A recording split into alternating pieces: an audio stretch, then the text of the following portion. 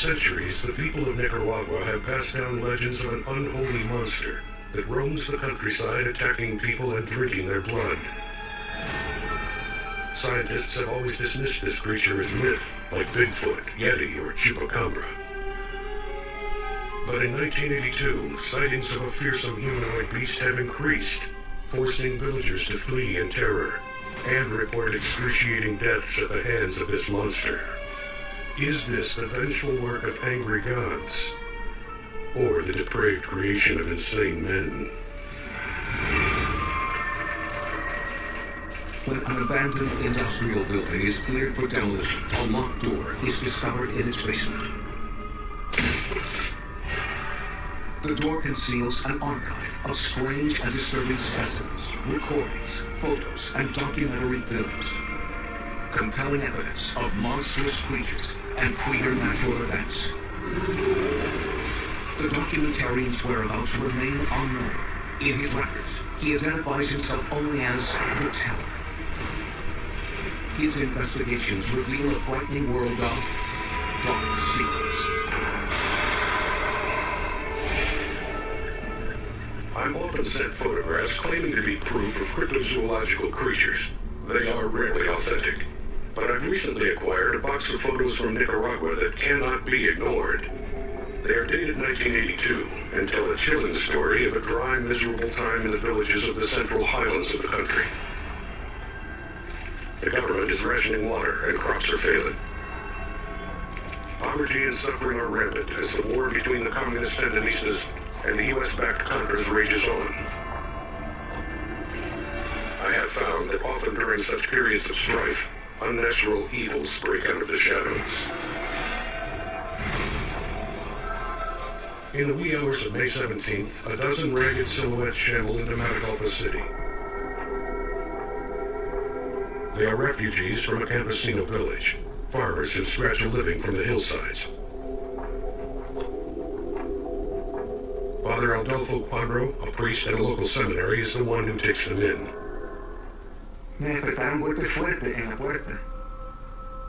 I was awakened by a violent banging on my front door. At first, I thought it was the Sandinistas, but the urgent voices outside included those of women. They were in a terrible state, exhausted and delirious. They were covered with cuts and bruises from the jungle.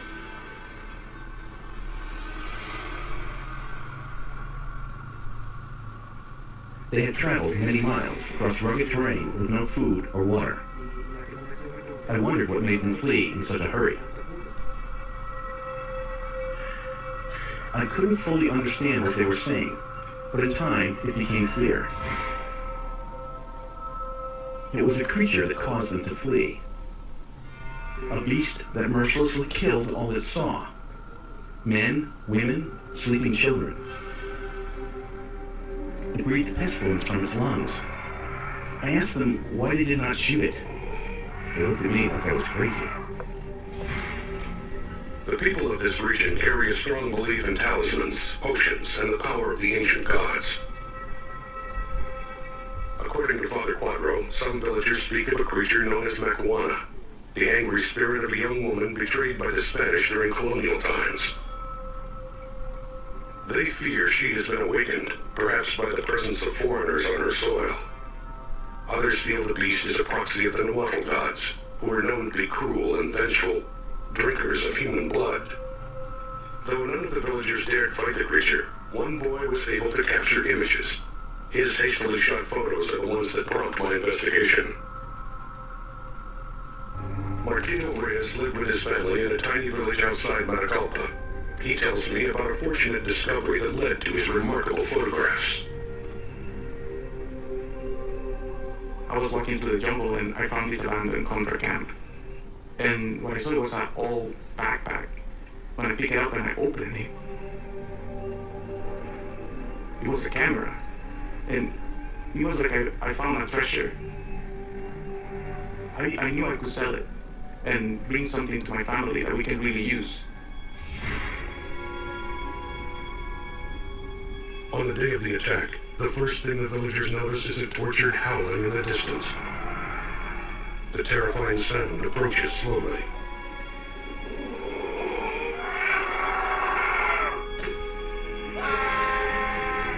Martino's cousin Christina is in prison for a drug trafficking offense, but I have no reason to doubt her account of that terrible day. The mountains are full of the sounds of wildlife, but this was something unusual. It caused our chickens and goats to stir restlessly. People began to wake and come out. It was too far away for my family to see, but when it came close, people began to scream. When the shouting begins, Martino's father yells for him to gather his brothers and sisters.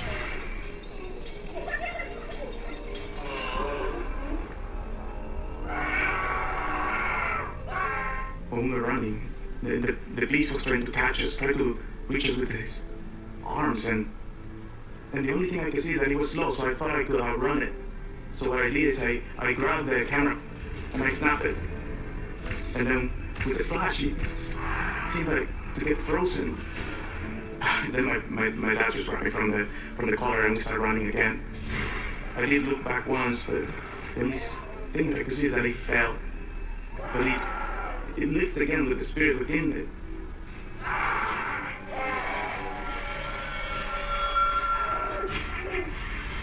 These are the photos shot by Martino Reyes that day. I acquired them with a bribe to the Matagalpa Police Department. They show a zombie-like humanoid figure with tribal Nahuatl markings. Its bulging eyes are locked open in an icy stare, and its jaws unhinged. It's little wonder the villagers ran.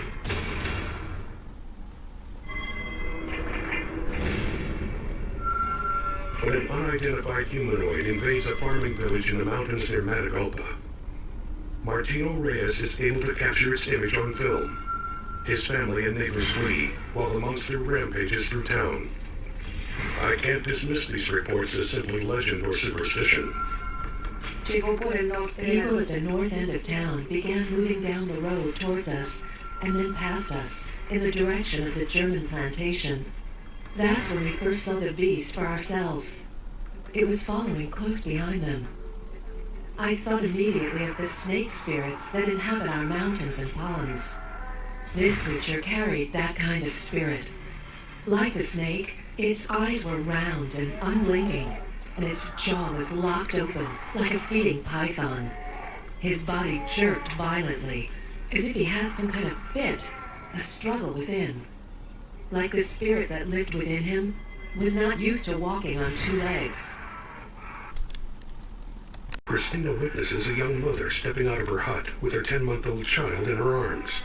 The beast was right there in front of her. It bellowed out a cloud of death upon her, and she instantly fell to the ground.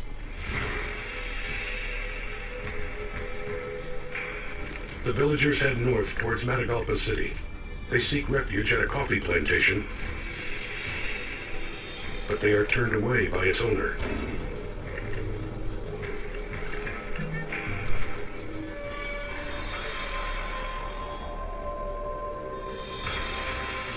The plantation owner fears the villagers are rebels or bandits, not to mention that many in the group are showing signs of contagious disease.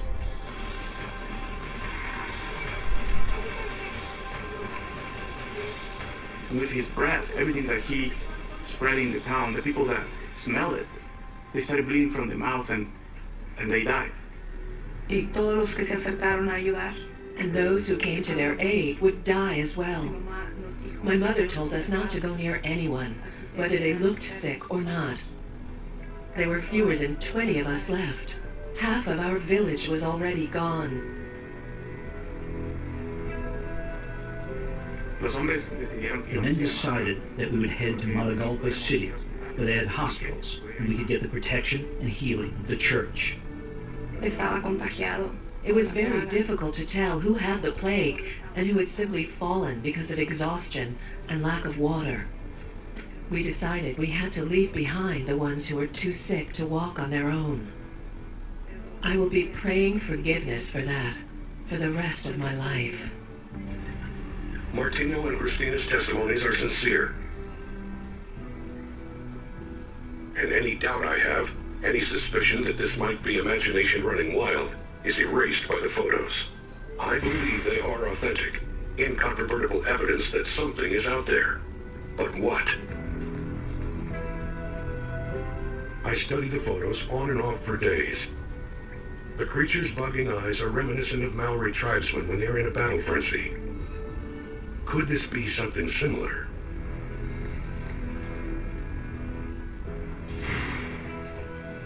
Although the creature's appearance is haunting, its size and anatomy seem unremarkable. Could this be just a man?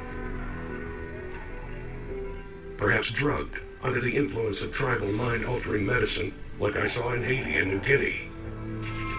If it is indeed a man, then what is this cloud of pestilence it supposedly breathes? Is it the spirit of the snake? Nothing in the photos show the cloud, but the kid is right on the money with everything else he describes.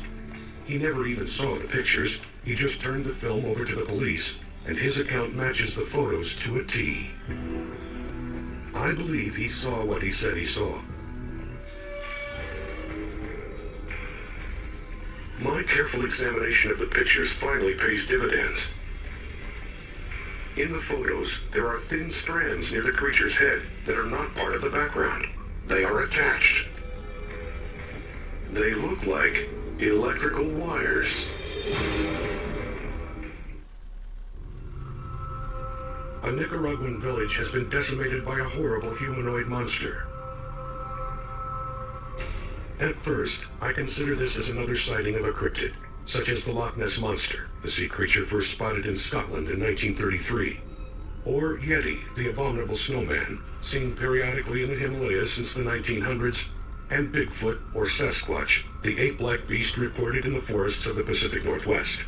In Nicaragua, there are several other legendary monsters that fall into this category, but this case is clearly different. I have the photos authenticated by an associate in Interpol's Counterfeit Deterrence Group. There are 3 classifications in photo authentication. Vintage means they were printed from the original negative at or near the time that the photos were taken. Original indicates they were printed at some point from the original negative, and contemporary means they were copied by a photographic process from the original. Martino's photos are definitely vintage, shot and printed in 1982. The graded photos of the creature show wires embedded in its head, and there may be implants in other parts of its body. If this thing is electronically controlled or commanded, I know it must be the work of either the KGB who backed the Sandinistas or the CIA who backed the Contras. I managed to track down a former Soviet agent, Jan Gorska, who agrees to be interviewed. He flatly denies any involvement. At the time I was working for SB, that's like a Polish KGB, Polish Secret Service, and I was deployed internationally as an expert in psychological warfare and unconventional weapons. When I heard a rumor about the monster, I knew immediately that's probably the Americans, and they're on a tiny budget like in Nicaragua, so in a situation like this you need to be creative. I believe this man and refocus my investigation on the CIA. I called in several favors and managed to locate some highly redacted documents related to operations in the Matagalpa area. I make a chilling discovery. One report refers to a D9 R.C.O., the 9th iteration of an experiment with remotely controlled organisms. I find a contact who is willing to talk. I'll call him Gordon. He was a key player in the development of the R.C.O. program. He is terminally ill, tumors all over his body. Maybe that's what's giving him the courage to come clean. Now, you do understand that if people hear about this, they're going to talk about how cruel we were, inhumane. But what they don't understand is we were right in the middle of the Cold War. And at that point, pretty much anything goes. So we ended up having this meeting. This guy that ran the meeting, he was a doctor, PhD, MIT kind of guy. The Sandinistas were Marxist. They're getting most of their help from the Cubans. And the administration had decided that we couldn't let that happen. We had to make an impact in what was happening there. The violent acts of the ancient gods of Nicaragua cannot match the war crimes being perpetrated in the conflict between the Contras and the Sandinistas. Rape, castration, decapitation. So there is no need, Gordon says, to waste time being polite with their proposals. This guy that ran the meeting, Kelvin Martin, he pulls out this chart of the nervous system of the human body and explains to us how implanting electrodes on specific nerves within the body would allow us remotely to control this person, what they did, where they went. For decades, a technique called functional electrical stimulation, or FES, has used electrical current to activate nerves and muscles to help restore function to victims of spinal cord injury, stroke, or other disorders. Scientists have also trained rats to respond to electrical signals from a distant computer command center, enabling a human operator to remotely guide the rats through an obstacle course. The goal of these experiments has been to use remote control of animals to take the place of humans in performing dangerous jobs, such as finding survivors in collapsed buildings or clearing landmines. The CIA version has a different objective. With the delivery vehicle perfected, the team now needs to decide how to weaponize the R.C.O. We removed the stomach and inserted a canister inside that was filled with a biological agent. We also took out the tongue. The tongue was taken out for two reasons. One, to make sure the person couldn't speak, and two, to allow a tube that was coming from the tank to be accessible from that area so that when we did want to release the gas, we could. The mouth was wired open, the eyes were wired open. Could. The mouth was wired open, the eyes were wired open. And we would just guide these people into either an enemy encampment, a village that we were interested in, and on our desired time, we would release this gas, and it would come out in a large cloud, and either people that were close by would immediately be affected by it, and or down the road, because the wind would be blowing, that gas cloud would move around. This experiment is brutal. The subjects are unwilling participants, and they must experience excruciating pain. I have to find out if this project continues beyond these first hideous tests.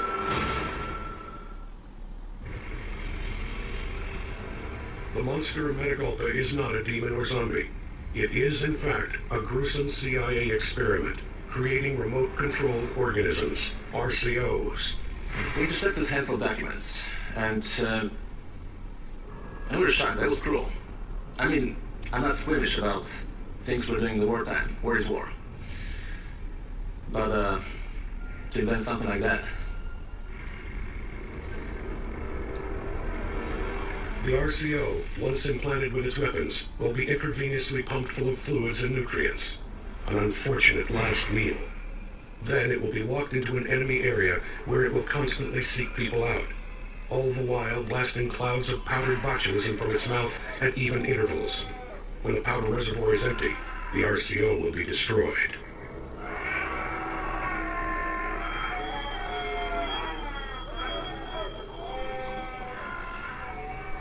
But just to make sure that we could control the environment after we did this, there was 2 pounds of C4 that was also inside each subject. And on our count, we could explode that, get rid of all the evidence, because this is a war crime, what we're doing. And we want to make sure that none of this would ever come back to us. And that's exactly what we did. Martino and Christina mentioned nothing about hearing an explosion when they left their village that day. It's possible that this R.C.O.'s charge failed to detonate. More likely, they just didn't notice it. With a war going on, explosions of grenades, landmines, and artillery shells were common. The R.C.O. is not just an effective killing machine. The inventors also cleverly designed the creature as a tool for psychological warfare. We had one of our SF guys say, you know what, let's paint these guys. Let's paint them like some of the mythical figures within the native belief system there, and we did that. And as a result, not only did they kill the people we wanted dead, but the ones who survived, they ran around telling everybody else what was going on and scared the hell out of them. To use the person's unwilling body and put explosives into it, was really something beyond my imagination. The Cold War gave birth to such strange ideas. In the 60s, we had a plan to assassinate Castro with an exploding cigar. We developed an expensive program to train bees to kill people. The R.C.O. could be written off as just another brief anomaly in history. But during America's war in Afghanistan, this document was intercepted from Special Operations Forces in the field. It contains the words, "Penetrate cave complex to neutralize HVT, high-value target, with D-27 R.C.O."